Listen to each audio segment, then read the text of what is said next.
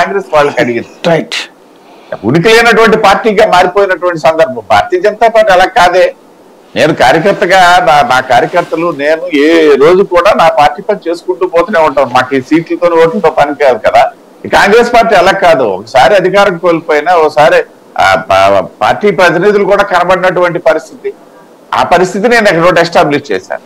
కాబట్టి మీరు అన్నటువంటి ప్రశ్న ఏంటనేసి అంటే వాళ్ళు మా దగ్గర నుండి ఏదన్నా లాక్కోవడానికి తీసుకోవడానికి అసలు జాతీయ స్థాయిలోనే అవకాశం లేనప్పుడు ఇంకెక్కడ దాని గురించి అసలు ఆ ప్రశ్నే ఉత్పన్నం అవుతుంది సాయి గారు.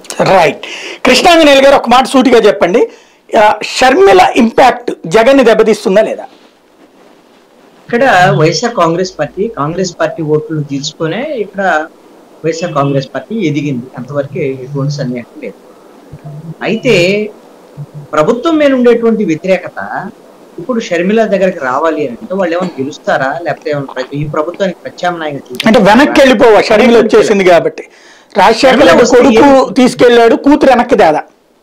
అది వెనక్కి తీసుకురావడానికి ఆవిడ ఏ విధమైనటువంటి ప్రత్యామ్నాయం చూపించగలుగుతారు? ఏమన్నా వైఎస్ఆర్ కాంగ్రెస్ పార్టీ ప్రభుత్వానికి ప్రత్యామ్నాయంగా కాంగ్రెస్ పార్టీ ప్రభుత్వం ఏమన్నా ఏర్పడితే ఏ విధంగా ఆవిడ ప్రత్యామ్నాయం అవుతుంది, ఏ విధంగా ఓటు వెనక్కి వెళ్ళిందని కీలకం.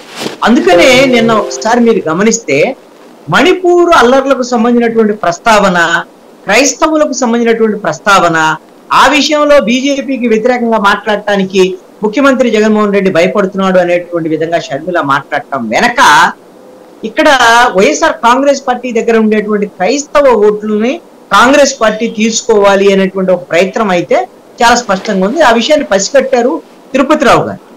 ఎందుకోసమనంటే ఆ ఓట్లు ఇందాక వెంకటరెడ్డి గారు కూడా వాళ్ళు వైఎస్ఆర్ కాంగ్రెస్ పార్టీ ఒక అంచనా వేసింది. ఎందుకోసమంటే క్రైస్తవ ఓట్లకి నేను కాంగ్రెస్ పార్టీకి వెళ్తే ఆ విధంగా క్రైస్తవ ఓట్లు ఎలాగో మైనారిటీ ఓట్లు తెలుగుదేశానికి జనసేనకు రావు అనేటువంటి దాంట్లో వాళ్ళు ఉండి ఇప్పుడు ఈ విధంగా షర్మిలను ముందుకు నెట్టారనేటువంటిది ఖచ్చితంగా ఆ చర్చ వచ్చేదానికి అవకాశం ఉంటుంది. ఒకటి, షర్మిల ఏం చెప్తున్నారు, నేను రాహుల్ గాంధీ ప్రధానమంత్రిని చేయాలి అని మా నాన్న ఆకాంక్షకు అనుగుణంగా నేను వచ్చాను అని అంటే మరి ఇప్పుడు జరుగుతున్నటువంటి వాదన ఏంటి? రేపు పొద్దున 4-5 ఎంపీ సీట్లు ఏదైనా ఉంటే తెలంగాణలో వస్తే తప్ప ఆంధ్రప్రదేశ్ లో ఒక ఎమ్మెల్యే సీటు కూడా రాదు. వాళ్ళకి ఉన్నటువంటి పరిస్థితుల్లో వాళ్ళ ఎంపీ సీట్లు ఎలా వస్తాయి? ఇక్కడ ఏం రావు కదా.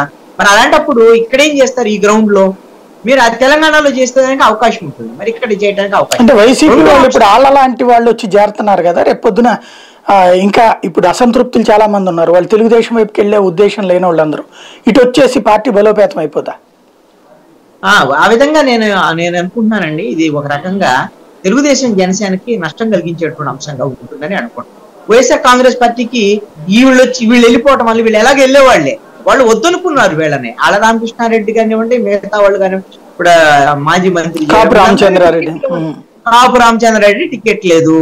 వీళ్ళందరూ కూడా డొక్కా మాణిక్య వరప్రసాద్ లేకపోతే ఇంకొకళ్ళు వీళ్ళందరికీ టికెట్లు ఇవ్వన్న తర్వాత వాళ్ళు తెలుగుదేశంలోకి జనసేనలోకి వెళ్తే అంటే వైఎస్ఆర్ కాంగ్రెస్ పార్టీ వాళ్ళందరూ తెలుగుదేశం జనసేనలోకి వెళ్ళారు. పొద్దున తెలుగుదేశం జనసేన గెలిచిద్దేమో అని అలాంటి వాతావరణం ఏమైనా వస్తుందేమో అని అనుకునే దానికి అవకాశం ఉండదు.